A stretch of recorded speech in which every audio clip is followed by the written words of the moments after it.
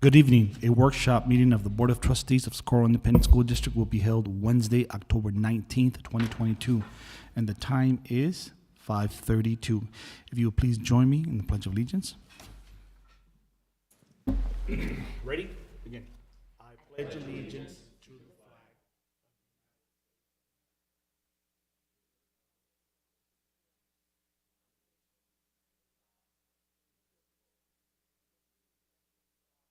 Thank you. You may be seated.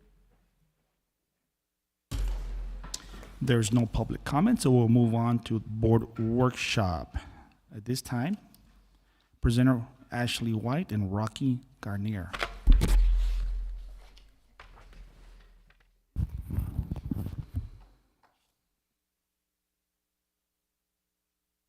Okay.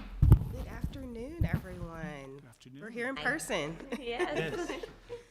So we're here today to talk about where we are currently in the redistricting project, to get some feedback from you all. That's really the intent of this workshop is for you all to ask questions that you may have about Plan 1. Rocky's going to go through in detail that plan. He's going to explain the different changes that have been made as a result of that plan. We also have an amended Plan 1A, which was based upon some feedback that we received from district staff, in particular the GIS staff. And so we have Plan 1A as a result of that, and Rocky will explain that change.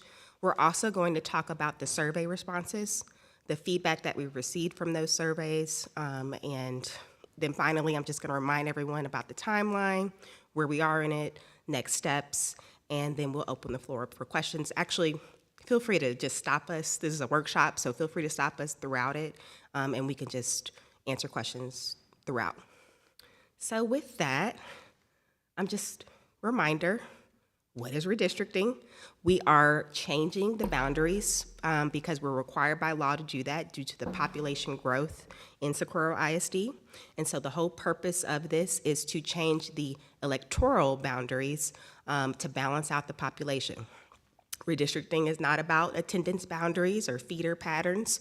What we are here for today is to focus on the electoral boundaries, which is why you, the board, are part of this process. And really, this is your project. All right.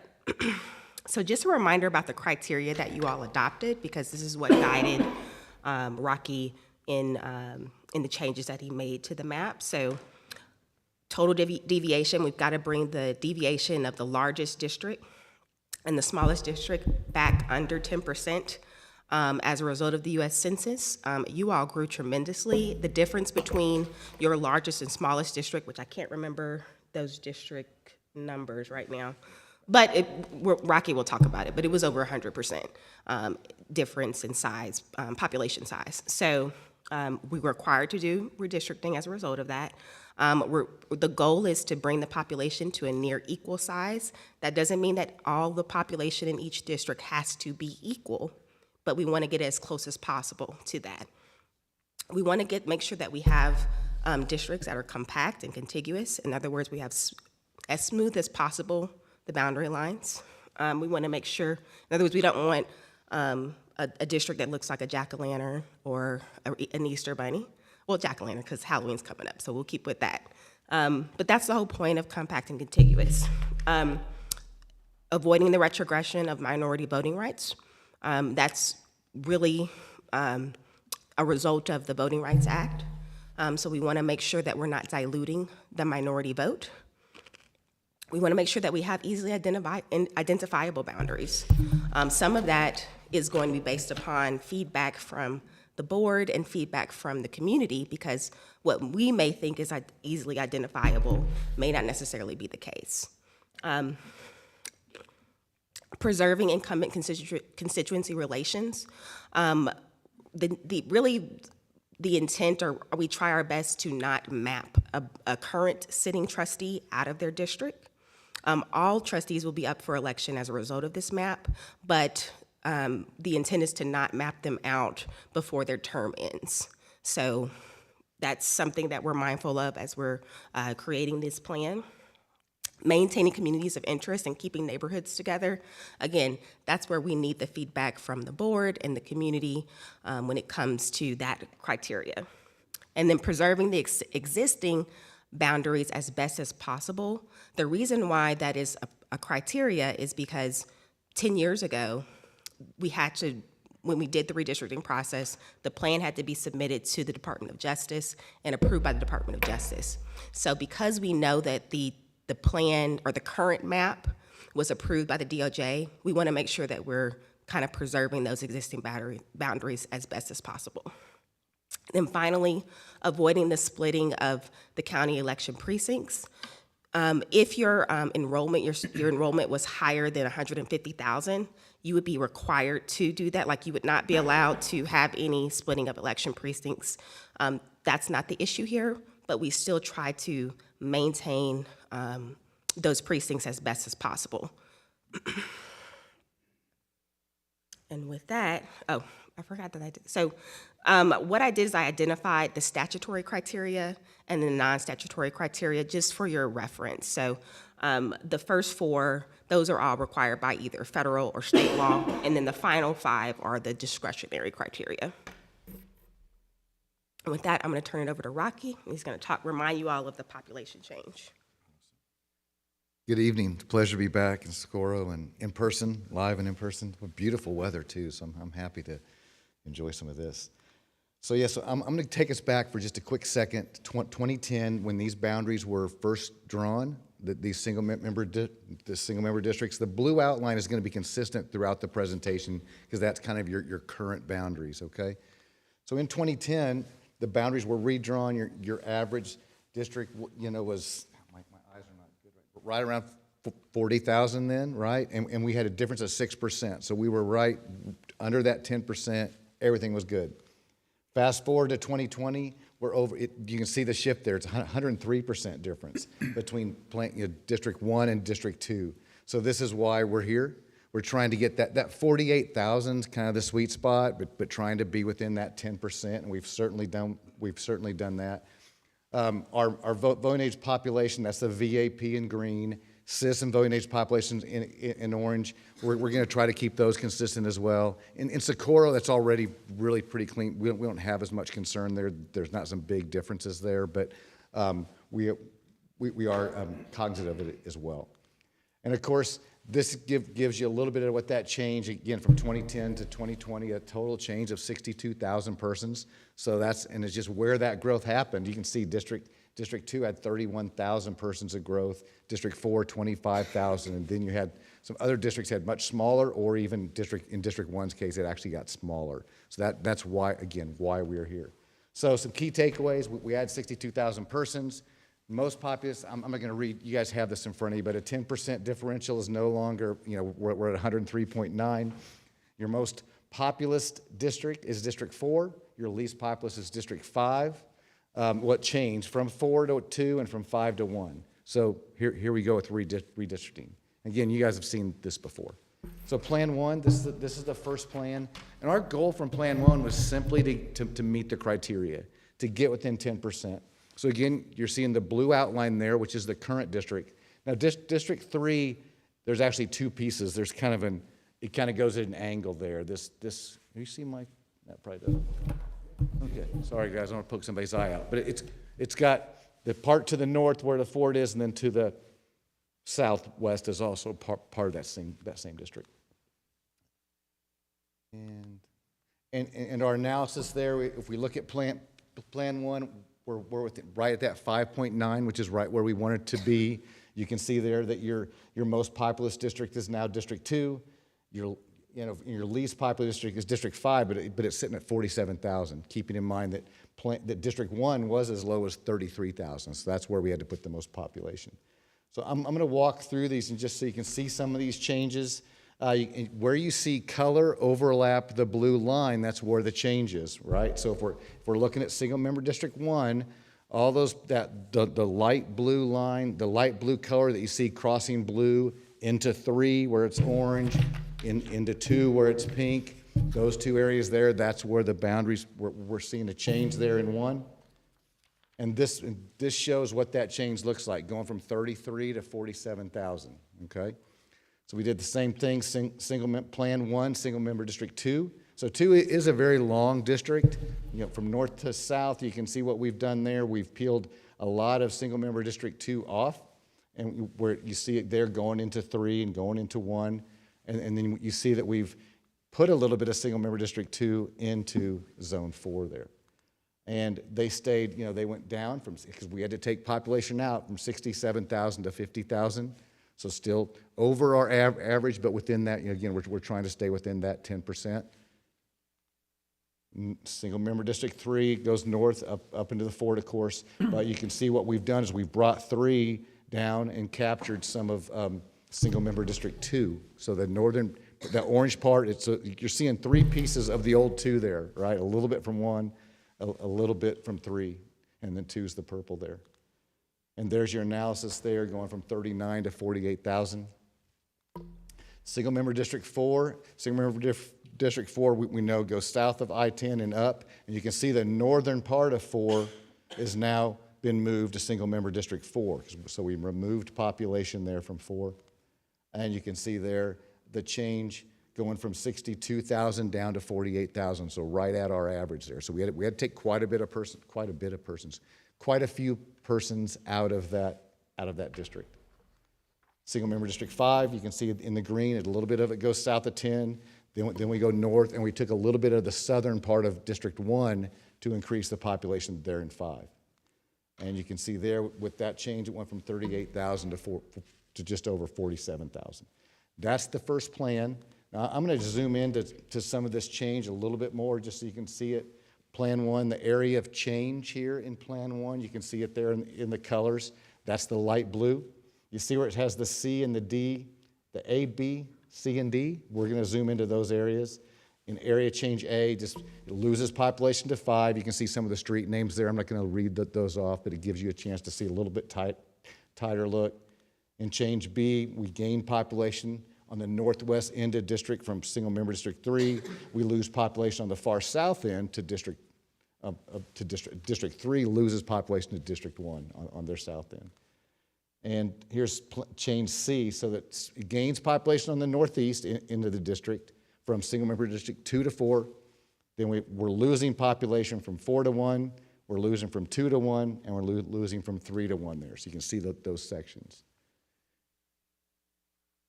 And single member district, in Plan 2, single member District 2 gains population from single member District 4. So you can see the color change there. Single member District 4 loses population on this eastern end of the district to single member District 2. A little change there. So Plan 1A, I want to explain Plan 1A a little bit. We showed this plan to you guys prior to, I can't remember, was it June? It's been a while now since we first came. Mr. Jaime and I have seen, we've known each other a long time. We shared some information, and he was able to provide me some more, like where he zeroed in on some neighbors and said, you know, we could make a little tweaks here, very little population, but it'll make a cleaner map. And they really did make sense. So it was really great help. So not big deals. So you can see here at District 1A, you can see these small census blocks, those circles. We have where they went from, you know, we added just a few to single member District 2 to 4. We put some back in 4. And again, it's just really small areas, but it kept that neighborhood together. You can see how the roads that are in that neighborhood just made that a little bit cleaner. And you see some other little slivers there. One big chunk there, that 103.7, that 1011, 1012, and 1013 added back to 4. But it follows the roadway there really nice. So that really was a clean change. And with that change, we really made things just a little bit better. We got down to 5.5%. So that not significant, but enough that we felt like that was something we certainly wanted to show you. And so Plan 1A, single member District 2, gains a very small area with no population from single member District 4 to address that road split. And again, here's your comparison from 1 to 1A. We're looking at from 15,260 to 50,000, so just a real small shift. Plan 1A, 4 gets some, you know, a small area from single member District 2. and it gains a very small population from single-member District 2 and 2 spots there. And again, 48,378 to 48,546. These were very small changes, but they really made good sense. And I think that's the whole idea of this, right? So with that, am I going to jump into survey? You want me to talk about the survey responses? Because I kind of did. So I did some research and looked at the survey responses that were provided to us. You guys had like almost 200 responses, I think, so it's a pretty significant amount of responses. We went through each one and tried to understand the ones that had comments. A lot of them didn't have comments, but some had some pretty good comments, and some had some comments that at least I wanted you guys to be aware. We haven't made a plan. We haven't made an adjusted plan, although I'm going to show you how I played around with the plan. We're not going to recommend an adjusted plan. So just so we had just some comments that we had. So the impact on current attendance zones or student population, that was one of our biggest comments. I think people just were not real clear on what we were doing. And so they're worried about their student or their attendance zone, what high school they're going to. So having them understand that this has nothing to do with any of their attendance zone, that's really important. Boundaries need to be to better accommodate future growth. All of our work must be based on 2020 census. So that's really not something we can take into account. There will be future growth, and we'll be doing this again well, maybe not me, but we'll be doing this again in 10 years for sure. Make all districts closer in size, geography, or equal. That's not possible either because of density. They're not all going to look the same. So we try to keep them as compact and contiguous as we could. So we did a look at that, but we have to keep in mind that that's not a criteria. Retain original boundaries. That's just not an option, right? Because we're having to redraw these. So based on the 2020 census. And then one was like District 3 is too large. Well, the largest section of District 3 falls in Florida. It's just big because of that geography. It's not really population. So those are some of the biggest comments. Now, I did make a couple slides I wanted to show you this because one comment that we saw quite a bit, there were quite a few people that said, we'd like everything south of IH-10 to be in one district. Two problems with that. There's only 35,000 persons there, so we have to get to 48. So we couldn't do that with one district anyway. The other problem is we have 2 trustees that live south of that I-10, according to our address database. So that would be breaking one of our criteria. We'd have to zone someone out of their district. So that was one comment that we saw quite a bit. Another one was in single member, I covered up the consider. Consider single member District 1 change. Someone said make the north boundary Pebble Hills and the south boundary I-10. Population would exceed 51,000. We really just couldn't make that work. We'd have to make some other districts. There wasn't a way to make that work. But we did look at it because we did see that from one person. Consider voting precinct moves. This was a really thoughtful note, I thought, because they picked out the comment there that I've gotten in black there, that was their exact comment. So they really did some research on it. Challenges is the population distribution of this plan. So they actually gave me a whole plan to put in. So I put in all those precinct changes. It ended up with a 57.3% difference, well over our 10%.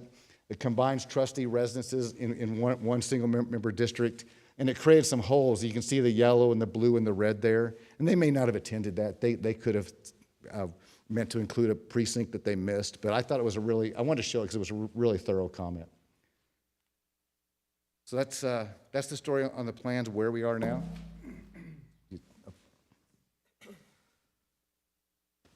Thank you, Rocky. And thank you for doing that, doing those slides. He literally did that like an hour before this presentation to get those survey responses in there. So, but we thought it was important for you all to kind of see what the community has been saying up to this point about the plan.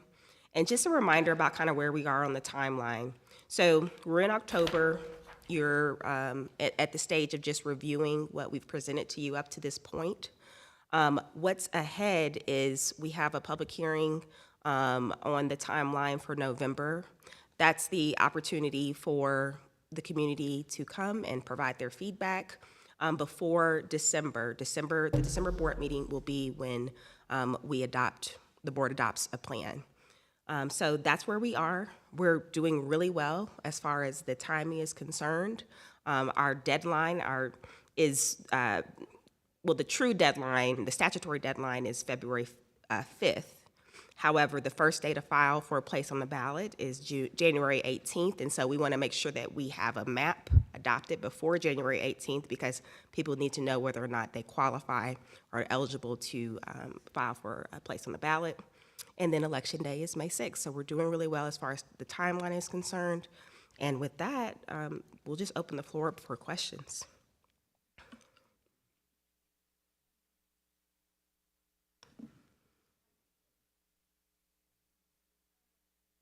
We will be advertising about the public hearing portion. And I know with our district's large growth, every couple of years, which Mr. Hummy can certainly attest to because he's our guru, we have to change our boundaries. And I think that's why you got so many of those comments, because it was a confusion between boundaries and redistricting. And that happens when I tell you every single district that we have done, that is just a common thing. Because when people hear schools and changes that have to do with the school maps. Redistricting, yeah. They think about the attendance zones and students. And so that's fine. That's the whole point of these educational opportunities and the reason why we have that information on the website. There's a whole section dedicated to what redistricting is not, and that it specifically states it's not about attendance boundaries. Perfect. Dr. Carmen, if maybe we can, sending out notices to parents that, we're not changing boundaries, it's just electoral redistricting. Careful, because aren't we in the middle of considering new attendance? We are with Eastlake Middle School, yes, sir. Right. So because we're going to open up Eastlake Middle School.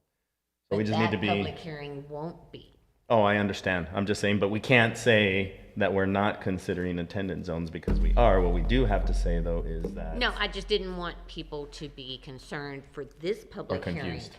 Yeah, Yes. yeah. I get you. And so, and actually what we have done in the past, if we've created kind of a little fact sheet about redistricting that we provided to our districts, and they send it out to the community, just kind of being very specific about this is what redistricting is, this is what redistricting is not. And I think it's a great idea to send that out before the public hearing, and also a reminder in that sheet saying, if you have any feedback you want to provide, here's the time to do it. Because this only happens every 10 years. It's a big deal. So we want to make sure that we've provided as much opportunity as possible for the public to provide input. Yes, and you might want to say in there that because there could be a misconception. I agree with Mr. and Ms. Nakeda, the way they word it, because there could be a misconception between electoral boundaries Absolutely. and attendance boundaries. So Absolutely. we need to distinguish both of those. Yes, sir. Start the hearing with that explanation. Understand what the difference is between and what the purpose of the hearing that we will be conducting is Correct. for. Right. I do have a question. I was looking for the comments because I'm intrigued by the polling sites and what that impact would be. Although I'd love to ask the person the question, I know that we probably don't know who that is. But I was looking for that comment and it's not in here. Can we? The comment about all those different poll sites and how one should go here Survey and, comments? Yeah.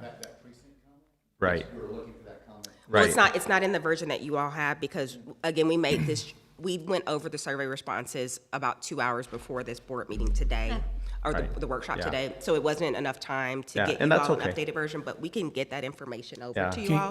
Can you have that in our Friday board packet, please? Yes, absolutely. Thank you. The other thing then on slide number 25, it's Plan 1, Change A.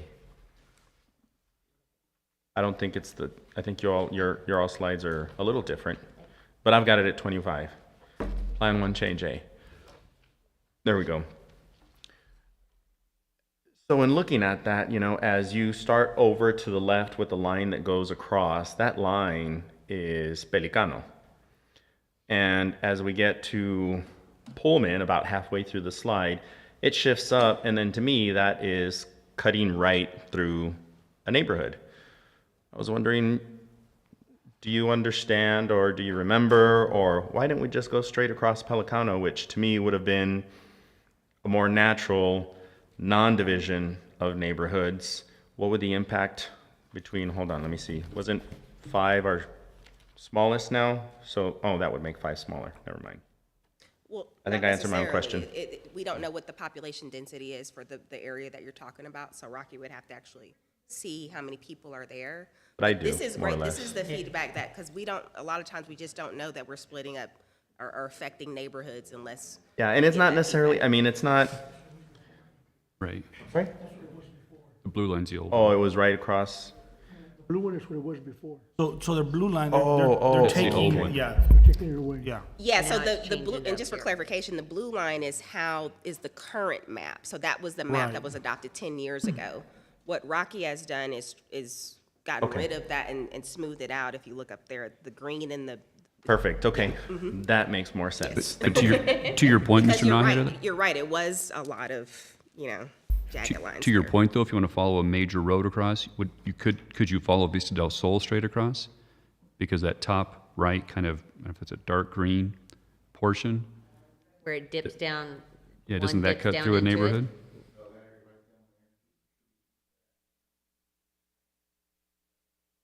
Right, if you want to keep it on a major road, You mean Zaragoza? no, I think. No, Vista no, del Sol. Vista del Sol all the way across. Sol, right? Oh, I see, yeah.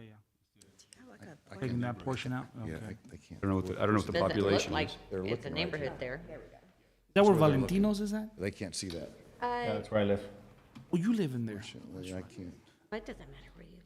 I know, it doesn't matter where I live. Yeah, I've dropped you off a couple times. That never loaded. So I Which could, will make it much easier.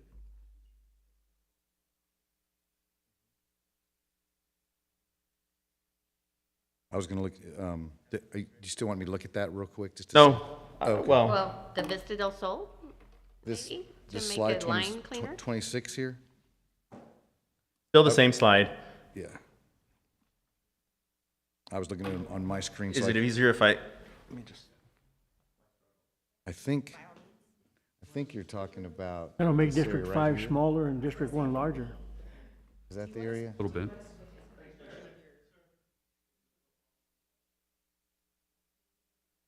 Make it harder for Mr. Mena. Do it. No, You're just gonna make Mr. Mena, just, you're gonna get him more So more this is people, and Vista smaller del for Sol, Mr. Barrera. all the way down that way. so you're thinking if we keep this in one up here, to try to keep Right. that stuff on the north in one? Yeah, because it's It'll make it all more easier. neighborhood. Okay, Actually, that was my area. Taking that away from me. yeah. I tried to bring the All GIS of- up, but it oh, I won't see what come you up mean. right now, so I can look on here though, just a second. Yeah, because his was the smallest population. Okay. Part of me. Let me look up, That corner. my internet slowed down. All Vista del Sol there. My internet's going too slow. And to- that's why much it looks easier. so It's It's a weird. major that they thoroughfare had, road.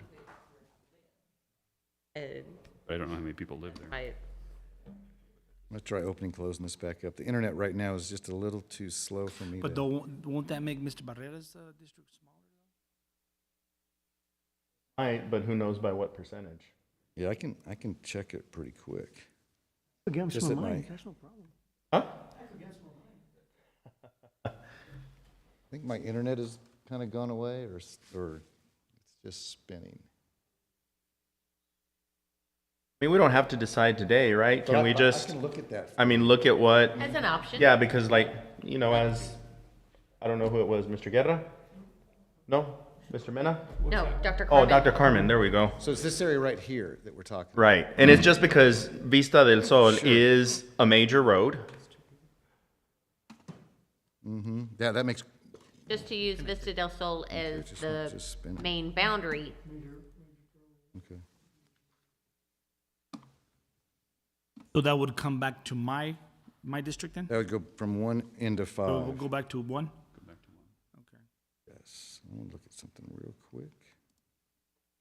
So that would make 1 a little bit bigger. Well, yeah, so there's definitely, That would make- 5 would get a little the 5 would smaller, be but I don't think smaller it though, would, 'cause- it might take that percentage up a little bit, but I don't think you'd get Yeah, above 10, 'cause- but I don't think you'd get above 10%. Because 5 is already the smallest one. I thought I was the smallest one, but no. You'd probably still be okay because you've got You know, it's not a gigantic area, so let us look at that and kind of get back with you. Yeah, that would be certainly something we could check into. Look at it right now. Technically. Yeah, so that was my only question. It's only because I really like the idea of trying to keep entire neighborhoods intact. Sure. Easiest way to do that is by using the, major roads to do it, and Yeah, that makes good sense. Thank you, Ashley. Any other questions? I mean,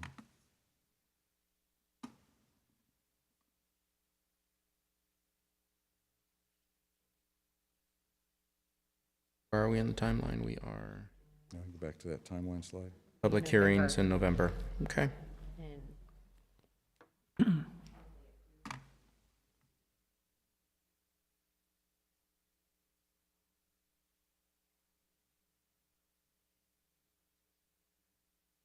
Public hearing on when to do it?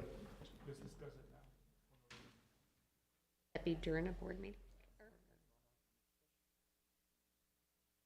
What? Discuss anything, yeah. Part of it. So do we want to do the public hearing during a regular board meeting? Does the public hearing have to be separate from?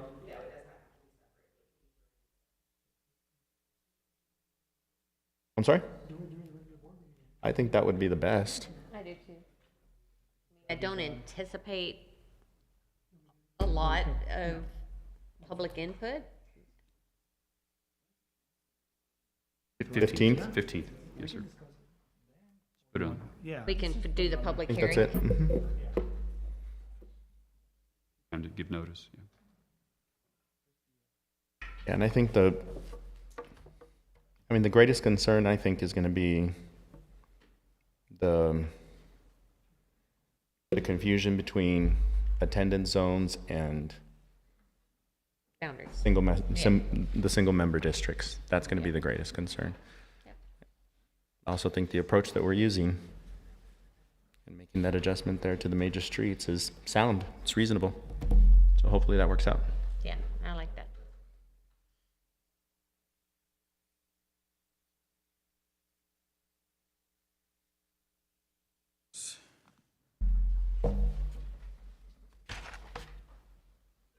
These would be the numbers, the last number. This would keep the district, all changes, that 180.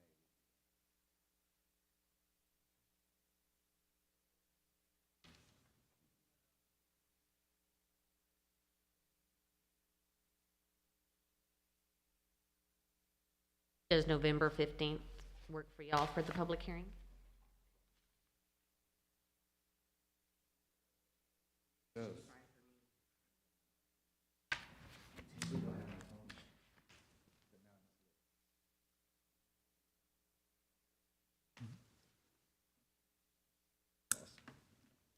They really are.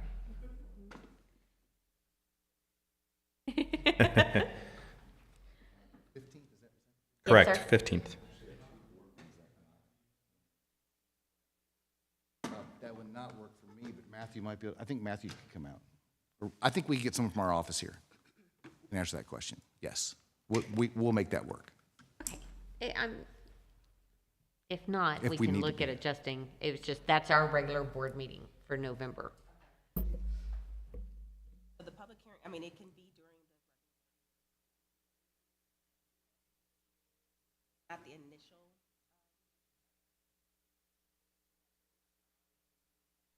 We're not required by law, but it's recommended. So we're not confined by any sort of statute. Like the idea of it being at the regular board meeting so that, usually the regular board meeting is where, as you can tell, you have the most attendance. And I actually, I do think that it's best to do that, especially because we didn't have any sort of town halls or community meetings. If that's where we think we'll have the most presence by the community, then I think we should have it at that board meeting. And Rocky's colleague, Matthew, has presented, with me before, so he'll be just as great as Rocky. Not quite Maybe Rocky. not quite. But yeah, he's fine. Let's do this real quick. Once we're here.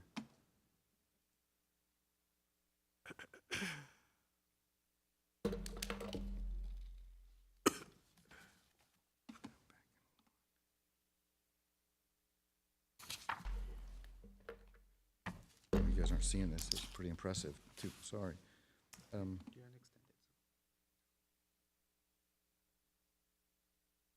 There you go. So now I've moved that area there. And we can look real quick on what that, too. Oh, there must have been a chunk of population there. That took us over to 11.7%. Oh, wow. Must be pretty dense right there, unfortunately. We might be able, but we could work on that. We could look to maybe return some population somewhere else. You know, we might be able to change another area. If keeping that whole neighborhood is important, we could look at moving and making a move somewhere else to kind of bring that back into compliance. How large was that drop? It went from 50, up to 50,303. To you? 47. So there must have been about 3,000 there. Or did it drop? Wait, one increased, and then five's dropped. So what Five if- was already the smallest, but five dropped by 3,000. So that's really what Yeah, that dropped. where we lost it. It was the But what wasn't if- the number in one. It was that five dropped too low. What if you gave that whole area to number 5, to District 5? Make a difference? Like go up above here. Yeah. We can go the other way. Let me try that. Back the way you had it. Well, Mhm. plus a little bit is what I think what you were saying, right? Right. You can get them put a District 4, that's okay.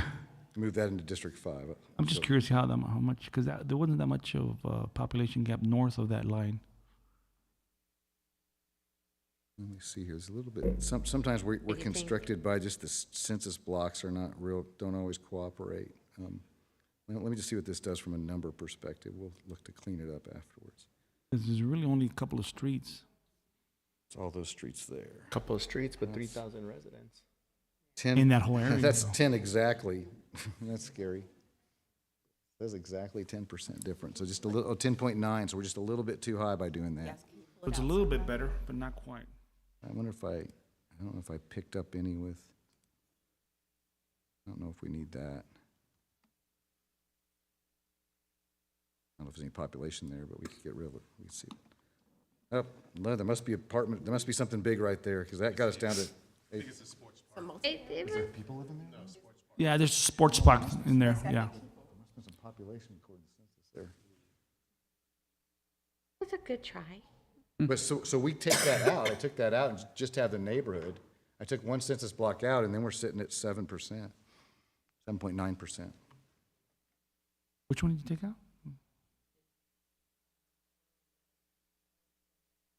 All the Saints where I live? There must be 1,200 persons there. So, if we leave that, What's the that's percentage, what's my called? population now, 46? Now we're at 8%. 46,415. 7.9. Yeah.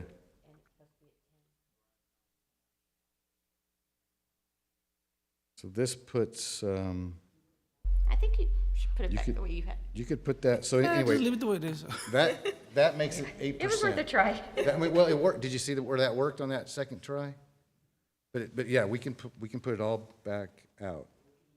I think you had it lower, or I should say, I know you had it lower. It was at It was 5.5%. 5.9, 5.5. I'm cool that we had it, that's fine.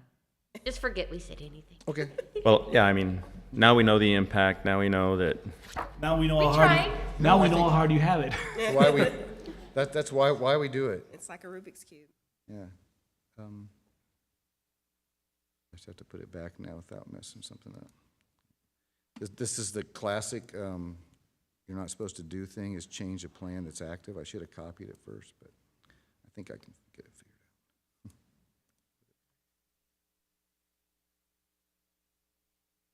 at least we know we're supposed to get what we're supposed to get back to.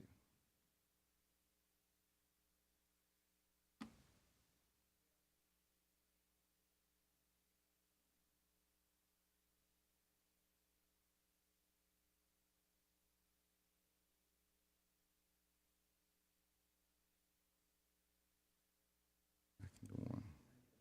For you. There we are, back to 5.5. Right back to where we were. Works.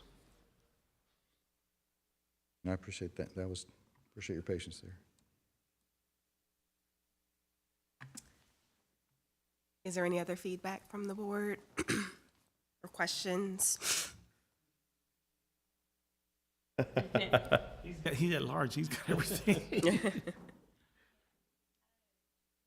Wonder, like, okay, Eddie, in your area, they've got those two little jagged areas that go, I guess that's across George Dieter. When they drew those lines, why did they do that? You know what? When I was campaigning, I was like, wait a minute, I'm campaigning in the wrong place here. I had to walk across the street. Weird. Yeah. Yeah, we didn't do that. The question is it fixed in this plan? Fixed it. Because Perfect. it goes across. And that's good. Yeah. Looks great, guys. Thank you.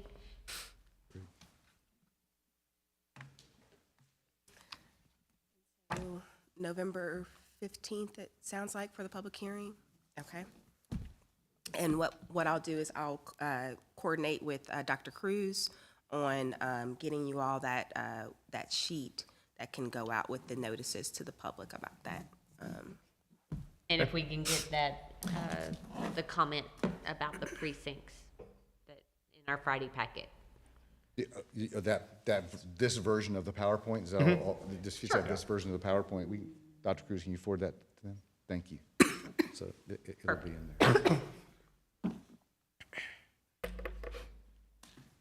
there. Okay. I'll adjourn the meeting at this time. Meeting adjourned. Time is, wow, 6:14. Thanks. Have a good Thank evening. y'all so much.